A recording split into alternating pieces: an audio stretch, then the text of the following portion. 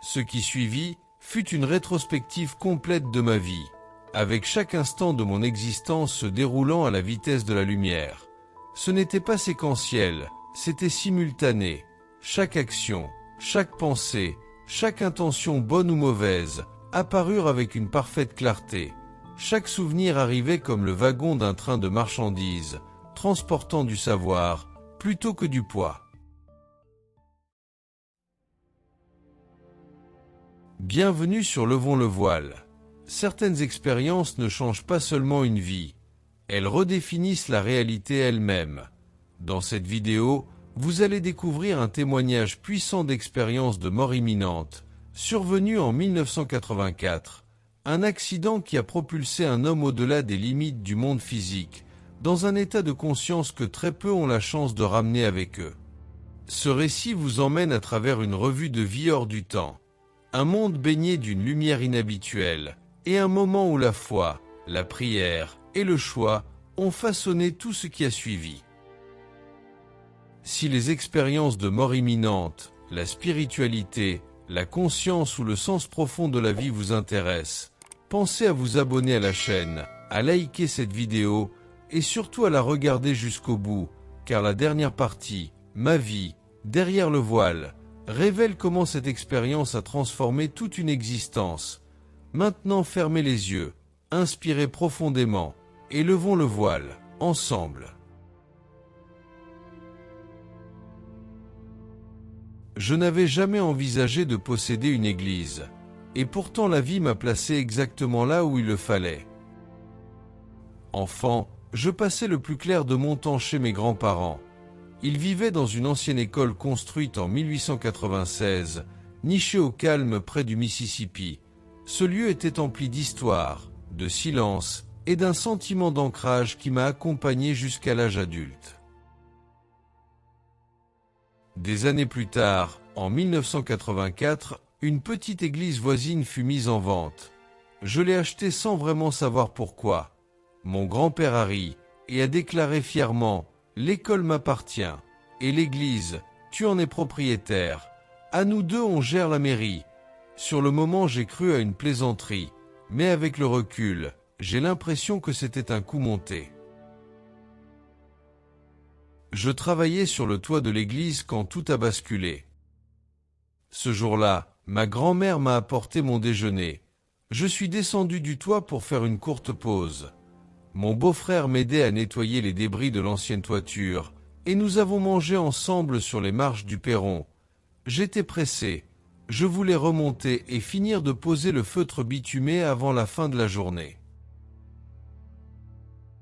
Pendant des jours, j'avais porté une corde autour de la taille par sécurité, mais cet après-midi-là, j'ai décidé que je n'en avais pas besoin. Dieu merci, car un arrêt brutal à mi-chemin m'aurait certainement brisé la colonne vertébrale. Je croyais vraiment que je ne tomberais pas, mais je me trompais. Je me souviens avoir arraché des clous des planches sous mes pieds, sans me rendre compte que l'une d'elles allait basculer. J'ai senti le changement avant même de comprendre. Alors que je basculais par-dessus le bord du toit, une pensée calme m'a traversé l'esprit. Ce n'est peut-être pas si loin. Et puis je suis tombé. Quand mon corps a heurté le sol, j'ai eu l'impression que l'élan d'un train de marchandises lancé à 100 à l'heure m'avait arraché quelque chose. Je ne peux pas l'expliquer avec des mots. Je n'étais pas inconscient au sens où on l'entend habituellement. Au lieu de cela, je me suis soudainement retrouvé ailleurs. Je me suis relevé, et tout autour de moi était vert. Pas une seule nuance, mais toutes les nuances de vert possibles, du vert clair au vert foncé, et un vert éclatant. L'église elle-même était verte, le fleuve Mississippi était vert. C'était comme si je regardais à travers un verre teinté de vert, mais plus vivant que tout ce que j'avais jamais vu. Je ne ressentais aucune douleur, et je n'avais ni peur ni confusion. J'ai cru que je m'étais fracturé le crâne. J'ai posé mes mains sur ma tête, et je me suis allongé. Et à cet instant précis, ma vie a explosé dans ma conscience. Ce qui suivit fut une rétrospective complète de ma vie, avec chaque instant de mon existence se déroulant à la vitesse de la lumière. Ce n'était pas séquentiel, c'était simultané. Chaque action, chaque pensée, chaque intention bonne ou mauvaise, apparurent avec une parfaite clarté. Chaque souvenir arrivait comme le wagon d'un train de marchandises, transportant du savoir, plutôt que du poids. Aucun jugement ne fut porté sur moi.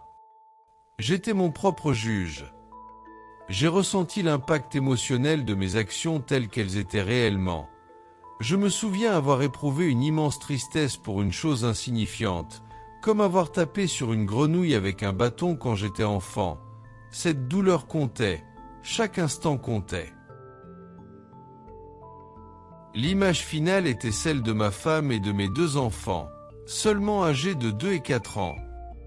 Puis j'ai entendu la voix de ma grand-mère. Elle priait pour moi. En entendant ces prières, j'ai commencé à prier moi aussi de tout mon être. J'ai parlé directement à Dieu. Je lui ai demandé de me laisser revenir. J'ai promis que s'il me permettait d'élever mes enfants, je lui consacrerais ma vie. À cet instant, j'ai placé toute ma foi en Jésus-Christ, et j'ai compris sans l'ombre d'un doute la puissance de la prière. J'ai atteint une limite, un lieu que je ne pouvais franchir. J'ai demandé à revenir, et j'ai été renvoyé. J'ai repris mes esprits soudainement. J'ai remarqué que ma poitrine était meurtrie et foncée, sans comprendre pourquoi. Peut-être à cause des antidouleurs que j'avais pris suite à une opération dentaire récente, chose que j'avais oublié de mentionner plus tard au médecin. Ce qui m'a sauvé la vie, c'est une plaque de contreplaqué.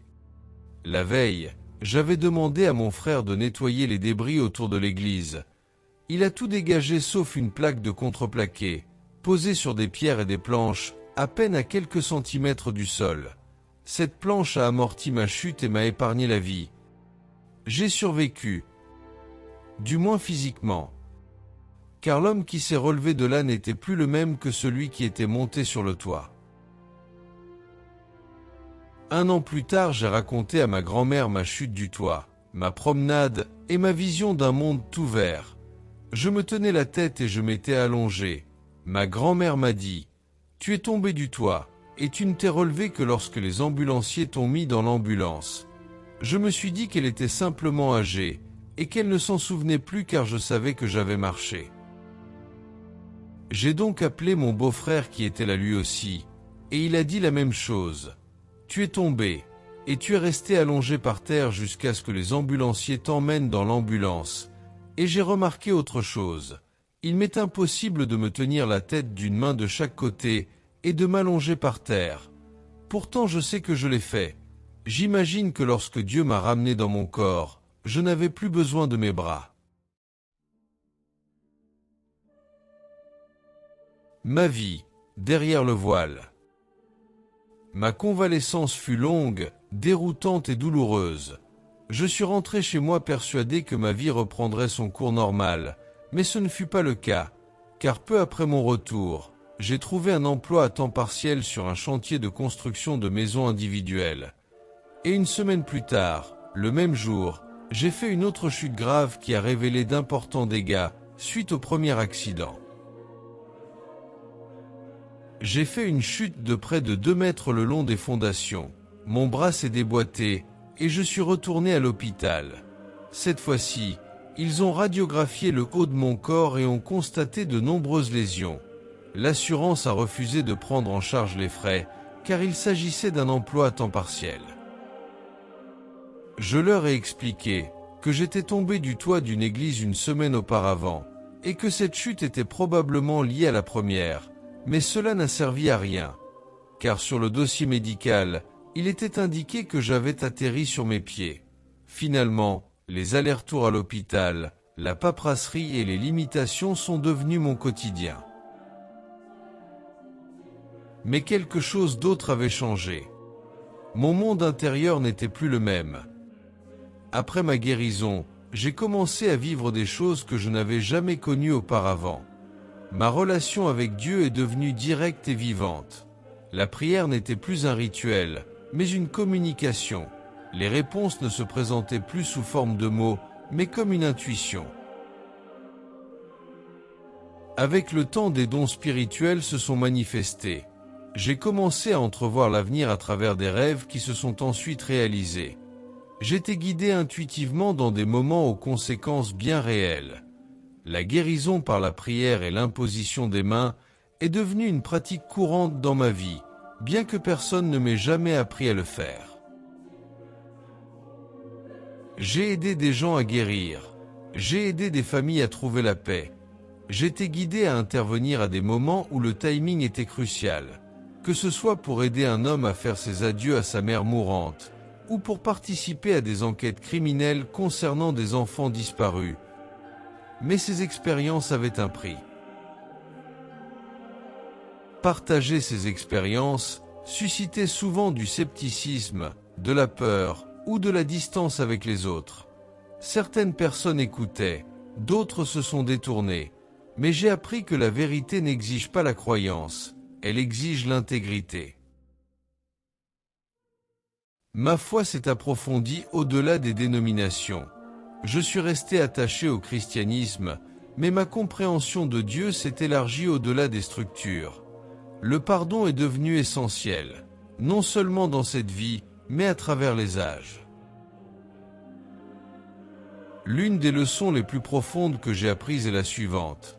Le pardon libère les vivants bien plus qu'il ne rachète le passé. Aujourd'hui, je suis reconnaissant d'avoir pu élever mes enfants, reconnaissant envers ma femme qui a été mon pilier et mon interprète dans ce monde en raison de mon handicap, car je suis dyslexique, et reconnaissant, même pour les prières restées sans réponse, qui ont plus tard fini par trouver leur sens. Je sais maintenant que la vie ne consiste pas à éviter la mort. Elle est faite pour choisir l'amour chaque jour et passer une belle journée. C'est toujours un choix.